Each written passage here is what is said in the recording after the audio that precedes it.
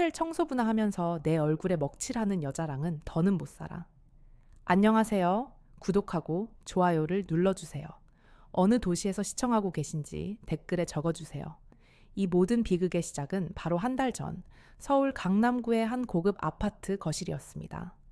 김준용은 경멸이 가득한 눈으로 아내 윤다혜를 쏘아보며 이혼 서류를 그녀의 얼굴을 향해 집어던졌습니다. 그의 마음은 이미 자신의 불륜 상대이자 회사 후배인 정세아와의 달콤한 미래에 대한 기대로 부풀어 있었습니다. 그는 다혜가 아무런 저항 없이, 심지어 눈물 한 방울 보이지 않고 묵묵히 서류에 도장을 찍는 모습을 보며 자신의 완벽한 승리를 확신했습니다. 그녀의 순순한 태도는 그에게 나약함의 증거이자 자신의 선택이 얼마나 현명했는지를 증명하는 것처럼 보였습니다. 하지만 그는 전혀 몰랐습니다. 다혜의 그 침묵이 체념이 아닌 차가운 결심이었으며, 그녀가 도장을 찍는 그 짧은 순간 그의 인생을 송두리째 파멸시킬 거대한 복수의 첫 페이지가 넘겨지고 있었다는 사실을 말입니다. 그렇게 모든 것이 끝났다고 믿었던 김준용의 인생은 사실 거대한 비극의 막이 오르고 있었을 뿐이었습니다.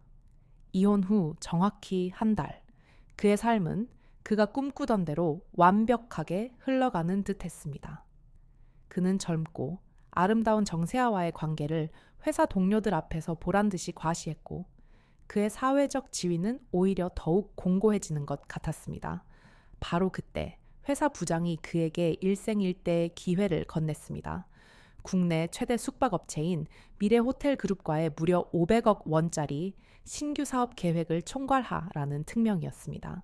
준용의 심장은 세상을 다 가진 듯 세차게 뛰었습니다.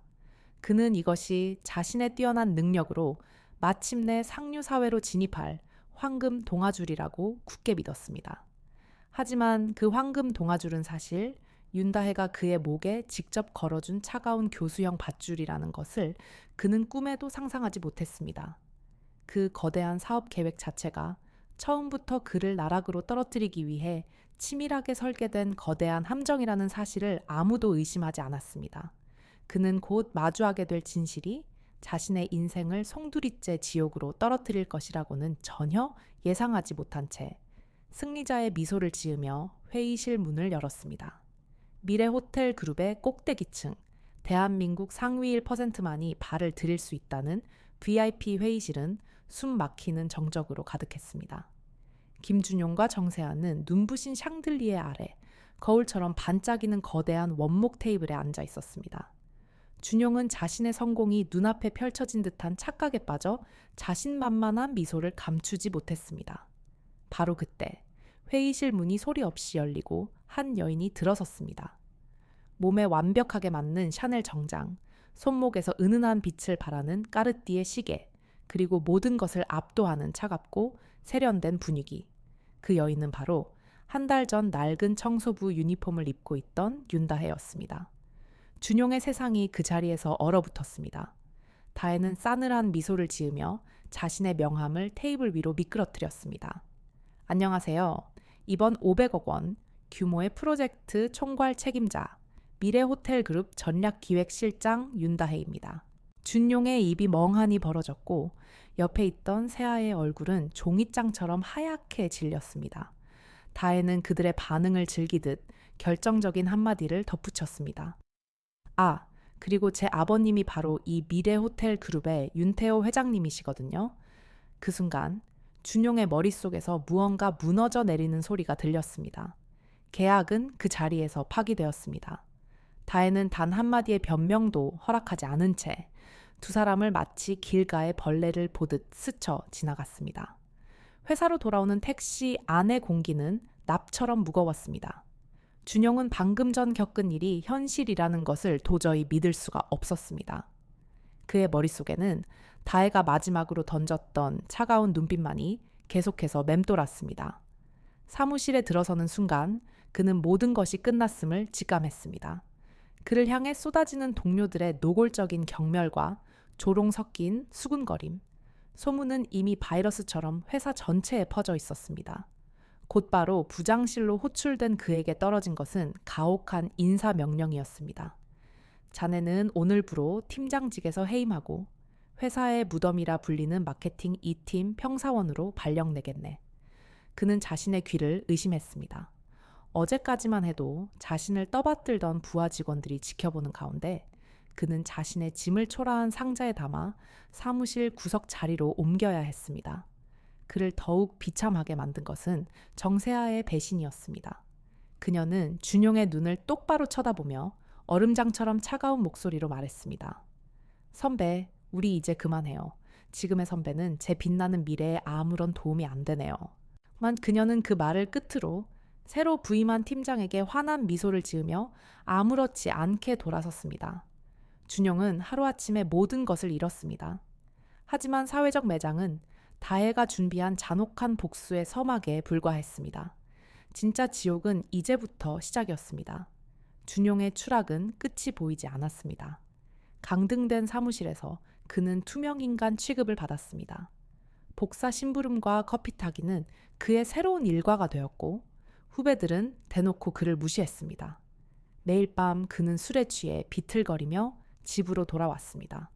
바로 그때 그의 인생을 돌이킬 수 없는 나락으로 떨어뜨릴 첫 번째 그림자가 드리워졌습니다. 어느 날 오후 본사 감사팀 소속의 검은 정장을 입은 남자들이 그의 책상으로 다가왔습니다. 차가운 공기가 그의 목을 조이는 듯했습니다. 김준용 씨, 지난 3년간의 법인카드 사용 내역에 대한 조사가 필요하니 저희와 함께 가주셔야겠습니다. 사무실의 모든 소음이 순간 멎었고 동료들의 시선이 비수처럼 날아와 그의 등에 박혔습니다. 밀폐된 조사실, 감사팀장은 수북한 서류 뭉치를 그의 앞에 던졌습니다. 그것은 그가 수없이 만들어냈던 허위 영수증들이었습니다. 이 8,700만 원, 전부 팀장님께서 결제하신 거 맞습니까? 준용의 등줄기에서 식은땀이 폭포수처럼 흘러내렸습니다. 그는 필사적으로 부인했지만 감사팀장이 내민 증거는 너무나 명백했습니다. 윤다혜가 익명으로 제보한 그 자료는 그의 모든 거짓말을 산산조각 낼 만큼 완벽했습니다. 하지만 준용이 법인카드로 빼돌린 8,700만 원은 그의 진짜 범죄를 가리기 위한 작은 연막에 불과했습니다. 감사팀의 조사가 한창 진행되던 바로 다음 날 언론사를 통해 두 번째 폭로가 터져나왔습니다. 그것은 단순한 횡령과는 차원이 다른 그의 사회적 생명을 완전히 끊어버릴 치명적인 한 방이었습니다. 기사의 헤드라인은 충격적이었습니다. 광고회사 팀장 수년간 차명 계좌로 억대 리베이트 수수 정황 포착. 기사에는 준용이 거래처들로부터 상습적으로 뇌물을 받아온 정황과 함께 그의 차명 계좌 입금 내역 일부가 적나라하게 공개되어 있었습니다. 지난 3년간 그가 챙긴 검은 돈은 무려 1억 2천만 원에 달했습니다. 사건은 이제 회사 내부의 문제를 넘어 대한민국 전체를 뒤흔드는 거대한 비리 스캔들로 번져나갔습니다. 이 모든 자료를 검찰에 직접 넘긴 사람이 바로 윤다혜라는 사실을 준용은 아직 알지 못했습니다. 그녀의 복수는 이제 사적인 감정의 영역을 넘어 국가의 거대한 법 집행 시스템을 통해 그의 숨통을 완벽하게 조여오고 있었습니다.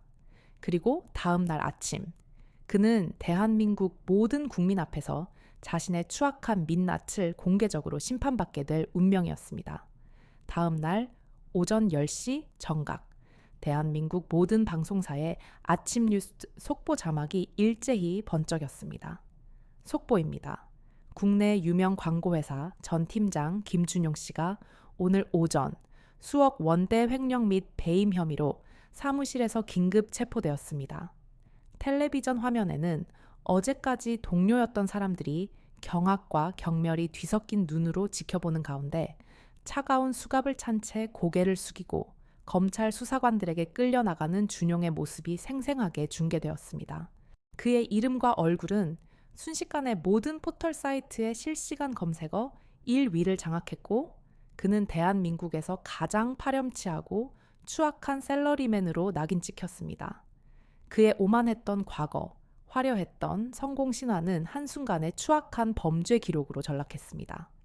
사무실 창밖으로 비치던 눈부신 햇살은 이제 그의 인생에 다시는 없을 과거의 영광처럼 아득하게만 느껴졌습니다.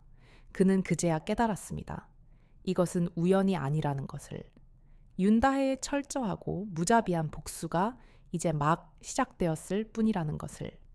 차가운 쇠창살이 드리워진 구치소 면회실, 준용은 마지막 희망을 걸고 늙은 아버지를 마주했습니다.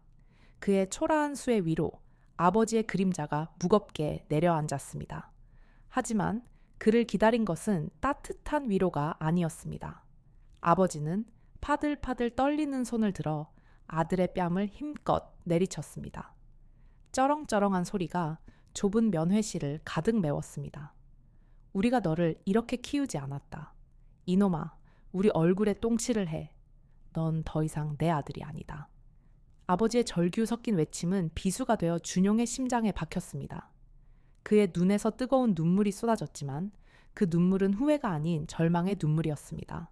세상에서 가장 가까웠던 가족마저 그에게 등을 돌린 순간 그는 완벽하게 혼자가 되었습니다. 그를 변호하겠다는 변호사조차 나타나지 않았고 친구들은 약속이라도 한 듯 그의 전화를 피했습니다. 그는 사회적으로 그리고 인간적으로 완벽하게 고립되었습니다. 이제 그에게 남은 것은 법의 냉정한 심판뿐이었고 그 결과는 그의 남은 인생을 영원히 어둠 속으로 밀어 넣을 것이었습니다. 1심 재판이 열리던 날 법정의 공기는 얼음장처럼 차가웠습니다. 판사는 준엄한 목소리로 판결문을 읽어 내려갔습니다.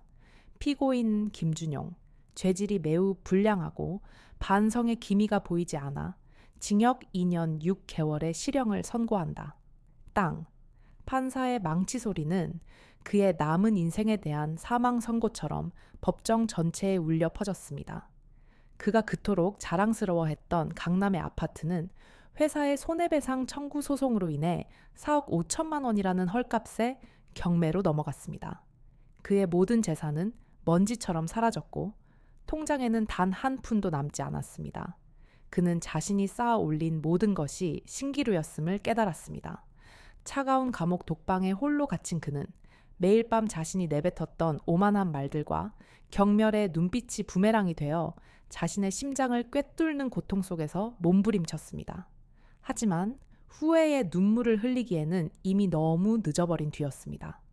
그로부터 2년 6개월이라는 시간이 흐른 뒤 세상은 모든 것을 잊은 듯 평온했습니다. 감옥에서 나온 준용을 기다리는 것은 아무것도 없었습니다. 전과자라는 지워지지 않는 낙인은 그의 발목을 잡았고 결국 그는 서울의 가장 어두운 구석 가리봉동의 월세 15만 원짜리 쪽방에서 건설 현장 일용직으로 하루하루를 연명했습니다. 어느 날 저녁 흙먼지 투성이인 채로 힘없이 길을 걷던 그의 눈에 매끄럽게 미끄러지는 한 대의 검은색 롤스로이스가 들어왔습니다. 차창 너머로 보이는 뒷좌석에는 대한민국 경제를 움직이는 젊은 리더로 우뚝 선 미래호텔그룹의 부회장 윤다혜가 앉아 있었습니다. 그녀는 새로운 연인과 함께 세상 가장 행복한 미소를 지으며 웃고 있었습니다. 그녀의 시선은 길가의 먼지처럼 초라한 준용을 전혀 인식하지 못한 채 빛나는 미래를 향해 있었습니다. 그는 그녀의 인생에서 완벽하게 지워진 이름 없는 과거일 뿐이었습니다. 자신의 오만함으로 모든 것을 잃어버린 한 남자의 완전하고도 비참한 파멸이었습니다. 그로부터 1년 후 서울의 하늘 아래 가장 높은 곳 미래호텔그룹의 신임 부회장으로 취임한 윤다혜는 대한민국 경영계의 새로운 아이콘으로 떠올랐습니다. 그녀의 첫 공식 기자회견장은 수많은 언론사들의 플래시 세례로 눈이 부실 지경이었습니다. 한 기자가 그녀의 경영 철학에 대해 물었을 때 다혜는 흔들림 없는 목소리로 답했습니다. 저의 경영 철학은 단 하나입니다. 가장 낮은 곳의 목소리부터 듣는 것. 저는 그룹의 후계자 과정을 밟기 위해 저희 호텔 객실팀 소속 청소부로 근무했습니다. 그 경험이 제게는 그 어떤 경영학, 서적보다 훌륭한 스승이었습니다. 그녀의 폭탄 선언에 기자회견장은 순간 술렁였지만 이내 존경과 감탄의 박수갈채가 터져나왔습니다. 그녀는 과거의 상처를 부끄러워하지 않고 오히려 성장의 발판으로 삼아 더 높은 곳으로 날아올랐습니다. 다혜의 삶에는 새로운 사랑도 찾아왔습니다. 세계적인 호텔 체인의 아시아 총괄 지사장인 제임스 박은 그녀의 아픈 과거를 모두 듣고도 그것을 흉터가 아닌 강인함의 훈장으로 여겨주는 사람이었습니다. 당신의 모든 과거까지 전부 사랑하고 존경합니다. 당신의 상처를 보듬고 당신의 미래를 함께 만들어가고 싶어요. 그의 진심 어린 고백의 다혜는 세상 가장 행복한 미소를 지으며 고개를 끄덕였습니다. 두 사람의 결혼식은 소박하지만 따뜻하게 치러졌고 그녀는 진정한 사랑과 행복을 찾았습니다. 김준용이라는 이름은 이제 그녀의 인생에서 완벽하게 지워진 낡은 책의 한 페이지일 뿐이었습니다. 진정한 승리는 복수를 완성하는 것이 아니라 과거의 상처를 디딤돌 삼아 더 눈부신 미래를 만들어내는 것임을 다혜는 자신의 삶으로 완벽하게 증명하고 있었습니다. 자신의 오만함이 쌓아 올린 모래성 위에서 세상을 내려다보던 한 남자는 결국 모든 것을 잃고 절망의 나락으로 떨어졌습니다. 반면 가장 낮은 곳의 아픔을 온몸으로 겪어낸 한 여자는 과거의 상처를 찬란한 훈장으로 바꾸며 자신의 인생을 되찾았습니다. 이 이야기는 우리에게 묻습니다. 진정한 가치는 어디에 있는 것일까요? 한 사람의 가치는 그가 입은 옷이나 사회적 지위가 아니라 그의 내면의 깃든 존엄성과 타인을 대하는 태도에 있다는 것을 보여줍니다. 겉모습 뒤에 숨겨진 진실을 꿰뚫어 보는 지혜, 그리고 어떤 시련 속에서도 자신의 가치를 잃지 않는 용기, 그것이야말로 우리가 이 세상을 살아가는데 가장 필요한 힘일 것입니다. 이야기를 끝까지 들어주신 여러분, 이 이야기에서 어떤 교훈을 얻으셨나요? 여러분의 생각을 댓글로 공유해